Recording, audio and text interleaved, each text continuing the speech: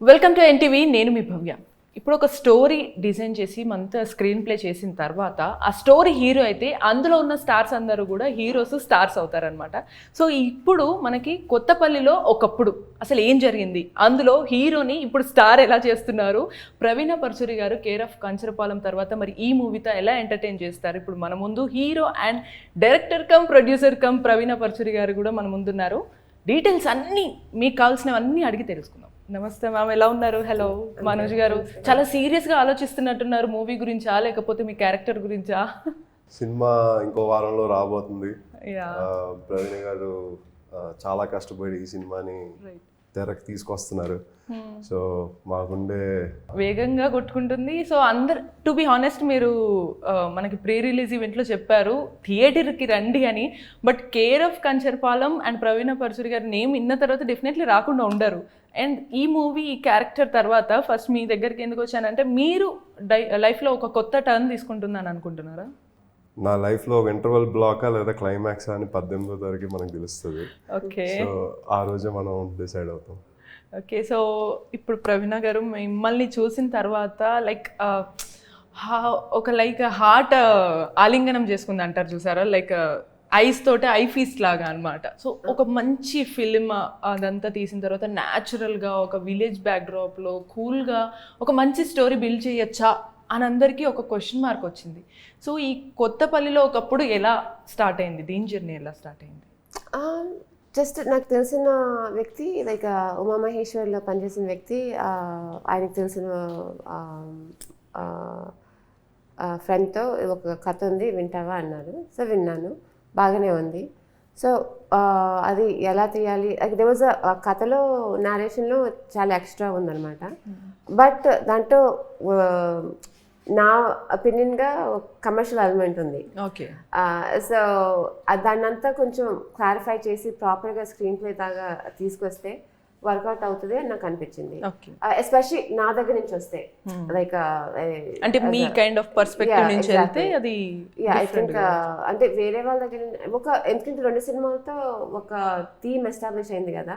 So as you said అలా చేస్తే I thought it had potential. So అలా the thought started. ఆ character hero like I don't usually hero అని నేను అన్ను, protagonist. ఆ ప్రొటాగనిస్ట్ ఎవరు క్యాష్ చేస్తే బాగుంటుందని it took me some time to understand. And actually అందరి గురించి ఆలోచించినప్పుడు కొంతమందితో మాట్లాడిన తర్వాత I almost abandoned it because ఈ సెటప్లో ఒక న్యూనెస్ కావాలి. ఎందుకంటే the story and especially the way the screenplay is now, it's very unpredictable. అన్ప్రెడిక్టబిలిటీకి ఇప్పుడుదాకా చేసిన స్క్రీనింగ్స్కి అందరు ఎంజాయ్ చేశారు, అన్ప్రెడిక్టబుల్గా ఉందని. ఆ అన్ప్రెడిక్టబిలిటీ కోసం కొత్త ఫేస్ అవసరమైంది. సో అంటే ఎవరన్నా ఫ్రెష్ ఫీలింగ్ వచ్చిందంటే డెఫినెట్లీ వాళ్ళు ఆ పర్సన్గా చూడకుండా ఆ క్యారెక్టర్గా చూస్తారు అనే పర్స్పెక్టివ్. ఎగ్జాక్ట్లీ. అండ్ యాక్చువల్లీ నేను రామకృష్ణ ముందు ఇంట్రడ్యూస్ చేయాలి అనుకోలేదు. ఓకే, యాక్చువల్లీ రానా గారు నేను క్యారెక్టర్స్ అందరినీ ఎస్పెషల్లీ అందం, సావిత్రి వీళ్ళు కొత్త వాళ్ళు కాబట్టి I wanted to release them or introduce them to the world after the movie. But screenings రామకృష్ణకి చాలా బాగా పేరు వచ్చింది, చాలా ఫ్యాండమ్ వచ్చింది. అండ్ సో ఆడియన్స్ నచ్చినట్టున్నారు. రైట్. సో లైక్ రామకృష్ణ ముందే బయటకు వచ్చేసాడు. సో ముందే అలా ఒక స్టెప్ అయితే ఫేమ్కి ఒక స్టెప్ ముందు వచ్చేసింది. సో చాలా మంది మిమ్మల్ని చూసి ర్యాపోరామ్ లాగా ఉన్నారు అని అన్నారు కదా.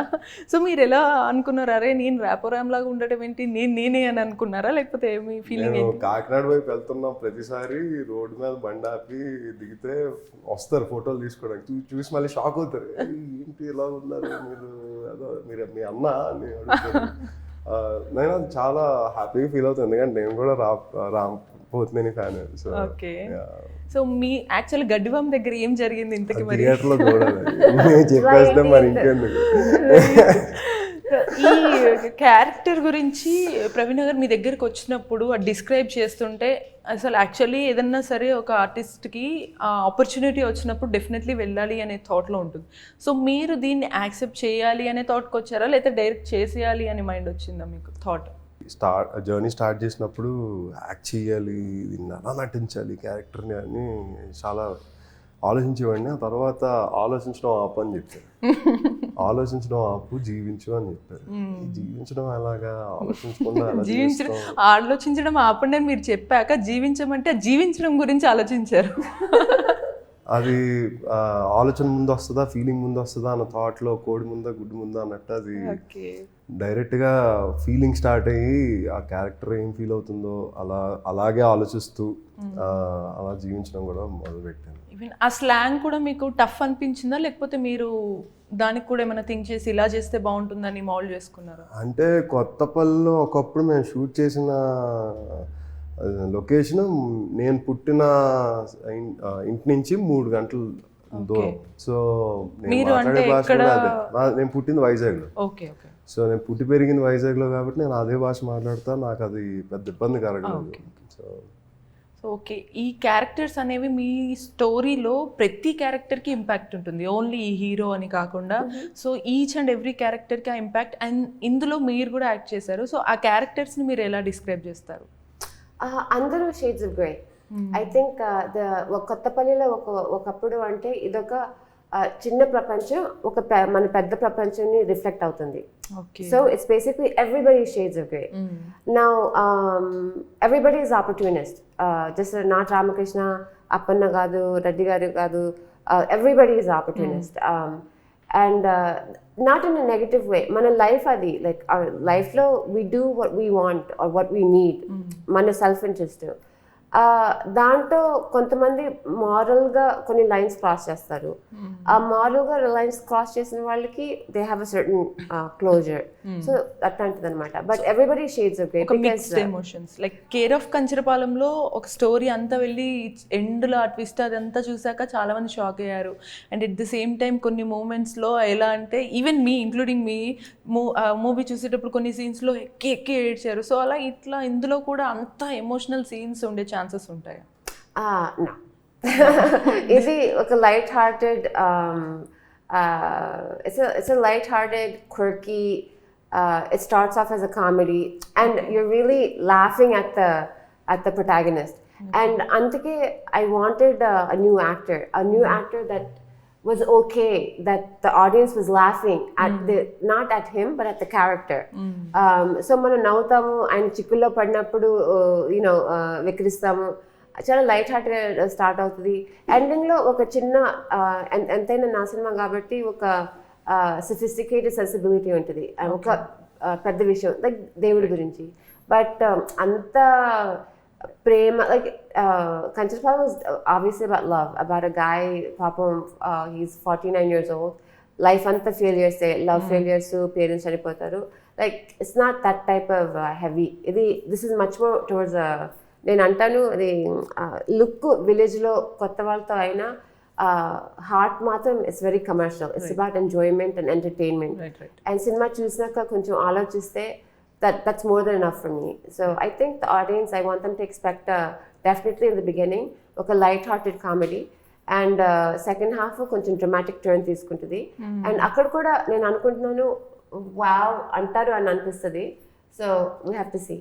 సో ఓకే, ఆ స్టోరీ విన్నప్పుడు కానీ ఆ సీన్స్ ఇవన్నీ మీరు చూసారా? అసలు ఒక సీన్ కానీ ఏదన్నా సరే ఇది ఇలా వచ్చింది వావ్ అని అనిపించింది, మీకు అనిపించిందా? చదివిన వెంటనే నేను ప్రవీణ గారికి ఫోన్ చేసి, ఏంటండి ఇలా ఉంది క్లైమాక్స్, ఇలా ఉంది బిగినింగ్, ఇలా ఉంది మిడ్ పాయింట్, ఇలాంటి కథను మీరు మళ్ళీ ఎలా పట్టుకొని వచ్చారని నేను షాక్ అయ్యి I was surprise definitely. So ఆ కథలో మీరు ఒక పార్ట్ అవ్వడం, మీతో పాటు మీ కాస్ట్ వీళ్ళందరూ కూడా ఆ క్యారెక్టర్స్ తోటి మీరు మీ జర్నీ అంతా కూడా మీకు ఎలా అనిపించింది? లైక్ కొత్త మూవీ చేస్తున్న ఫీలింగ్ వచ్చిందా, లేకపోతే? సో స్టార్టింగ్ నుంచి ఎండ్ వరకు అయితే ఒక జర్నీ అండి. బెనర్జీ గారు కానీ, రవీంద్ర విజయ్ గారు కానీ, ఉషా కానీ, మోనిక కానీ, ప్రేమ్ సాగర్ గారు కానీ, నాగమణి క్యారెక్టర్ చేసిన ప్రవీణ గారు కానీ, వీళ్ళందరూ నాకు ఒక రకంగా క్యారెక్టర్స్ అయిపోయారు ఒక పాయింట్లో. మేము షూటింగ్ స్టార్ట్ చేసే ముందు వరకు అయితే మేమందరం ఒక ఇండివిజువల్ ఆర్టిస్ట్లా ఉన్నాం. కానీ ఎప్పుడైతే ఒక 2-3 సీన్లు పడ్డాయో అక్కడి నుంచి అందరం మా ఓన్ క్యారెక్టర్స్లోకి వెళ్ళిపోయాము. మేము ఆఫ్ సెట్లో కూడా మాట్లాడుకునేది అదే భాష, తినేది వాళ్ళలాగే, నడిచేది వాళ్ళలాగే. సో ఇప్పుడు ఆ జర్నీ ఎండ్కి వస్తుందంటే మాకు ఆ క్యారెక్టర్లు మిస్ అవుతున్న ఫీలింగ్ అవుతున్నాను. Yes, వస్తుంది. definitely. బట్ డెఫినెట్లీ ఈ క్యారెక్టర్స్ అన్ని అందరి హార్ట్స్ లో ఉంటాయని నేనైతే స్ట్రాంగ్ గా నమ్ముతున్నా. So because each and every character అదొక ఎమోషన్ కానీ వాళ్ళ బిహేవియర్ న్యాచురల్ గా ఇప్పుడు మనం ఇంతకుముందు మూవీ మీది కేర్ ఆఫ్ కంచరపాలెం చూసుకుంటే అందులో సొట్టబుగ్గలో సిన్నది అని అందరూ సరదాగా జస్ట్ క్యాజువల్, అది చాలా క్యాజువల్ విలేజెస్ లో కూర్చొని పాట పాడటం స్టిల్ అది మళ్ళీ ఆ ట్యూన్ అదంతా చాలా బాగుంటుంది. అట్లా ఇందులో కూడా అలాంటి సీన్స్ ఆర్ సాంగ్స్ ఏమన్నా ఉండొచ్చా? సో దీంట్లో నేను ఎక్కువ నేను కంచరపాలెం ఫస్ట్ పిచ్ వీడియో చూసినప్పుడు అది ఆ జానపదాల గీతాలు, ఆ లోకల్ గీతాలు ఆల్రెడీ ఉన్నాయి వీడియోలో. That's actually what really attracted to me. ఎందుకంటే అవి చిన్నప్పుడు ఎక్కడో టీవీలో వినేదాన్ని సమ్మర్స్ వచ్చినప్పుడు. నాకు చాలా రస్టిక్ సౌండ్ ఆల్మోస్ట్ నాకు చాలా ఇష్టం. ఇక్కడ అందరికీ ఒక డౌట్ ఎక్కడ వస్తుంది అంటే మీరంతా కంప్లీట్ అమెరికా యుఎస్ బ్యాక్గ్రౌండ్ నుంచి వచ్చి కంప్లీట్ ఇక్కడ విలేజ్ ఇదంతా లవ్ ఉండటం, అటు ఫోక్ సైడ్ నుంచి ఇంత లవ్ ఉండటం, దాని నుంచి యాక్చువల్ రాగా తీసుకొని రావటం, దాన్ని ఇంత బ్యూటిఫుల్గా చూపడం ఎలా పాసిబుల్ అయింది? మీరు ఎలా నేర్చుకున్నారు ఇవన్నీ? So that's very simple. So అమెరికాలో ఉంటూ చిన్నప్పుడు అది మీలాగా ఇప్పుడులాగా అంతమంది తెలుగు వాళ్ళు లేరు.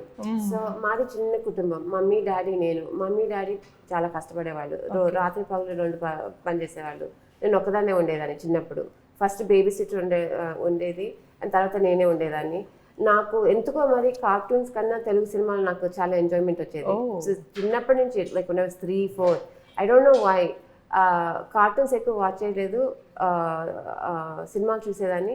అండ్ తర్వాత ఫస్ట్ ఫ్యూ ఇయర్స్ నన్ను డాడీ డెఫినెట్లీ తెలుగు నేర్చుకోవాలి, తెలుగు సాంప్రదాయాలు ఉండాలి అని నన్ను ఒక ఫ్యూ సమ్మర్స్ ఇండియాకి పంపించేవాళ్ళు అనమాట. సో అది ఎగ్జామ్స్ అవ్వంగానే, అంటే నన్ను స్కూల్లో యాబ్సెన్స్ 1 month ఆల్మోస్ట్ యాబ్సెంట్ వచ్చినా నన్ను 3 months ఇండియాకి పంపించేవాళ్ళు. సో ద థింగ్ ఈజ్ అమెరికాలో మా ఇల్లులు చాలా సఫికేటింగ్. మీరు ఇక్కడ డోర్స్ ఓపెన్ గా ఉంటారు, ఎస్పెషల్లీ ఇన్ ద విలేజెస్. ఇంట్లోకి వస్తారు, పోతారు, పక్కింటికి వెళ్తారు, గట్టి మీద కూర్చుంటారు, ఆడుకుంటారు, పిల్లలు రోడ్ మీద ఆడుకుంటారు, స్వేచ్ఛగా ఉంటుంది. చెప్పులు లేకుండా చెట్లు ఎక్కుతాం, పుట్లు ఎక్కుతాం. At least that was the village for me. I don't know ఇప్పుడు ఇంకా అట్లా ఉన్నారో లేదో నాకు తెలీదు, బట్ ఆ స్వేచ్ఛ నాకు అమెరికాలో ఏమో అది బంధించినట్టుండేది చిన్నప్పుడు. ఇండియాకి రాగానే ఒక స్వేచ్ఛ వచ్చేది. So those memories are really really strong for me. Like I feel freedom. చెట్లు ఎక్కుతాం, పుట్లు ఎక్కుతాం, రిలేషన్స్ తో పిలుచుకోవడం, అదే పక్క వాళ్ళు, పెద్దనాన్న, పెద్దమ్మ, మాయ, అమ్మమ్మ, like all of that. Just నచ్చినా నచ్చకపోయినా, తిట్టినా తిట్టకపోయినా లైక్ మనుషులు ఉండేవాళ్ళు. సో నాకు ఆ విలేజ్ లైఫ్లో ఆ ఫుడ్ అన్నా లైక్ నాకు ఎందుకు I really enjoy it.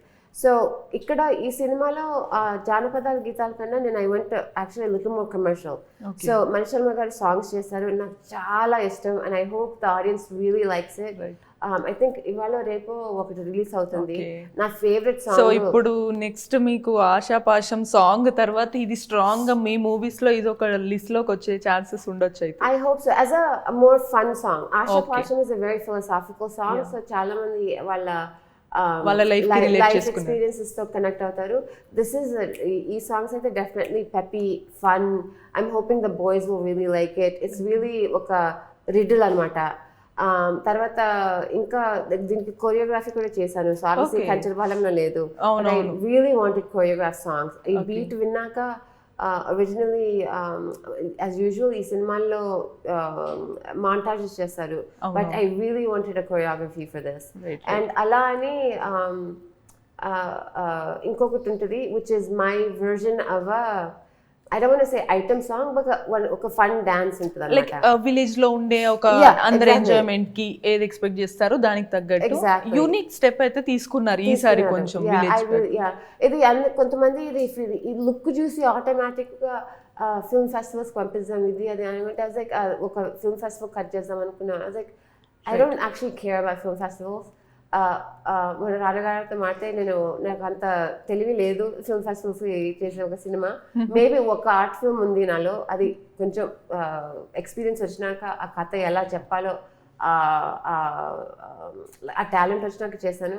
But really I just want make films for the audience and I really hope the audience likes it. So entertaining films. So అంతే ఇంత రూట్స్ నుంచి ఎవ్రీథింగ్ అదొక passion, love, everything మనకు కనిపిస్తుంది. So అలాంటి ఒక ప్రొడ్యూసర్గా ఉండి ఇప్పుడు డైరెక్టర్గా వచ్చి వర్క్ చేస్తున్నప్పుడు మీరు ఆల్మోస్ట్ ఎన్ని డేస్ షూటింగ్ అయింది ఈ మూవీకి? 33 days షెడ్యూల్ అండి. ఓకే, టోటల్ మొత్తం మూవీయా లేకపోతే ఓన్లీ మీ స్కెడ్యూల్ 33 days? 33 daysలో నేను pretty much every day shoot చేశాను. అది కాకుండా 4 days ప్యాక్ చేసాను. ఓకే, ఓవరాల్ మూవీ 33 days అయ్యింది. ఓ, ఇంత తక్కువ టైంలో మూవీ తీశారు. సో మరి 33 daysలో డెఫినెట్లీ వన్ డే అనిపించి ఉంటుంది. మీ జర్నీ ఇప్పటి వరకు వెళ్ళింది, ఒకరోజు సీరియస్గా మీలో మీరు మాట్లాడుకుని ఒక ప్రౌడ్ మూమెంట్ కానీ లేదా ఎమోషనల్ మూమెంట్ ఉండే ఉంటుంది కదా. సో అలాంటి సిచ్యువేషన్, సీన్ ఏదన్నా ఉందా మీకు? ఈ సినిమాలో క్యారెక్టర్ జర్నీ ఏదైతే ఉందో ఆ జర్నీ నేను గోత్రూ అయ్యానండి. జెన్యున్గానే గోత్రూ అయ్యాను. సో అది నేను ప్లాట్ డీటెయిల్స్ ఎక్స్పోజ్ చేయలేను కాబట్టి అది స్క్రీన్ మీద చూడాలి. బట్ ఐ షుడ్ సే చాలా ఎమోషన్స్, రోలర్ కోస్టర్స్ మేము గోత్రూ అయ్యాం ఈ సినిమా చేస్తుండగా. చాలా మనకు ఇబ్బందులు వచ్చాయి, అన్నిటికీ మేము అందరం కలిసి పోరాడాం యాజ్ ఎ టీమ్. నేను ఒక యాక్టర్ని, నేను యాక్టింగ్ చేస్తా, నేను ఇదే పని చేస్తాను కాకుండా సెట్ని తొడవడం నుంచి సినిమా మొత్తం ఫినిష్ చేసే వరకు ప్రతి టెక్నీషియన్, ప్రతి ఆర్టిస్ట్ డెడికేట్ చేసి పనిచేసిన సినిమా అండి. సో యాజ్ మనోజ్గా మీరు ఈ క్యారెక్టర్ని, ఈ మూవీని మీరు ఎలా చూసారు? ఎక్స్టర్నల్గా చూసినప్పుడైతే నాకు ఈ సినిమా నా దగ్గరికి రావడం ఏంటిది, ఇది నిజమా కళ అన్నట్టు అనిపించింది నాకు. ఫస్ట్ ఆఫ్ ఆల్ ప్రవీణ గారిని ఇన్ఫ్యాక్ట్ నేను చాలాసార్లు మధ్యలో అడిగేవాడిని, మీరు చెప్పండి, మీరేమో అనుకోకండి, మేము కావాలంటే మీరు ఒకవేళ ఇంకా బెటర్ చాయిస్, ఇంకా మంచి చాయిస్ మీకు ఇంకా ఉంది అనిపిస్తే యూ టెల్ మీ, మీరు చెప్పండి, నేను I won't mind at all. And Praveena గారు నన్ను నమ్మారు. ఎన్ని ఆటంకాలు వచ్చినా సరే నన్ను నమ్మి ఈ కథని ముందుకు తీసుకెళ్లారు. So I thank you very much for it.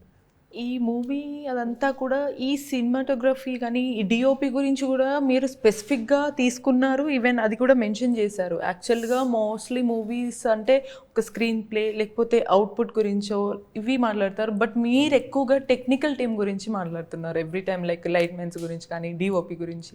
So ఎందుకు వాటి గురించి అంత కేర్ తీసుకుంటారు? అంటే మీరు ఆ పర్సెప్షన్లో చూస్తుంటారా లేకపోతే ఎనీథింగ్ న్యూగా తీసుకోవాలన్నా? No, అదే నాకు సినిమా అంటే it's visual story telling. So the frame has to communicate ఆ సీన్లో ఏం జరుగుతుందో ఫ్రేమ్ దగ్గర నుంచి స్టార్ట్ అవుతుంది. దెన్ ఆ ఫ్రేమ్లో ఉన్న colours, then comes the performances, and then comes the sound. So for me cinema is all about visual story telling. So నా దగ్గర నాకు ఫ్రేమ్స్ అంటే నాకు విపరీతమైన ఒక అబ్సెషన్. ఓకే. అండ్ నాకు చాలా చిరాకు పడుతుంది నా ఫ్రేమ్ సరిగ్గా ఉండకపోతే. లైక్ కెమెరా సెట్ చేసి, ఫ్రేమ్ అంటే ఒట్టి కెమెరా సెట్ చేస్తాం యాంగిల్ కాకుండా ఆ ఫ్రేమ్లో ఏముంది, ప్రాప్స్ అన్నా, బట్టలు అన్నా, లైక్ కాస్ట్యూమ్స్ అన్న, everything that goes in the frame. ఆ సీన్కి, ఆ కథకి ఒక ఫ్రేమ్ ఉంటుంది. అండ్ ఆ frame it's a decision that comes between the director, the DP, costume designer and production designer. ఆ యూనిటీ కావాలి. అండ్ అది ఇప్పటిదాకా నాకు కొంచెం ఛాలెంజింగ్ గా ఉంది. కమ్యూనికేట్ చేస్తాం ఆ విజన్. సో మీరు 100% తీస్తే ఇంకే రేంజ్ లో ఉండొచ్చు, ఆ జానరాస్ ఏమి ఉండొచ్చు? Number one, life lo 100% perfection anedi I don't think exists. Okay. So we can just keep trying is my opinion. But the trying is the beauty. And నాకు అందుకే సినిమాలు అంటే ఇష్టం. ఎందుకంటే ఇది లైఫ్ లాంగ్ నేను నేర్చుకోవచ్చు, ఎదగొచ్చు, ట్రై చేయొచ్చు, ఎక్స్పెరిమెంట్ చేయొచ్చు, ఫ్లాప్ అవ్వచ్చు. అండ్ దట్స్ ఆల్సో, దాంట్లో కూడా ఒక లెర్నింగ్ ఎక్స్పీరియన్స్ ఉంటుంది, దాంట్లో కూడా ఒక అనుభూతి ఉంటుంది. సో దట్స్ వై నాకు సినిమాలు అంటే చాలా exciting.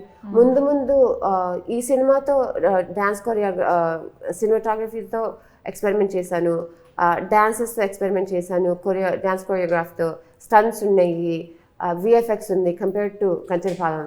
So I learned all those aspects now.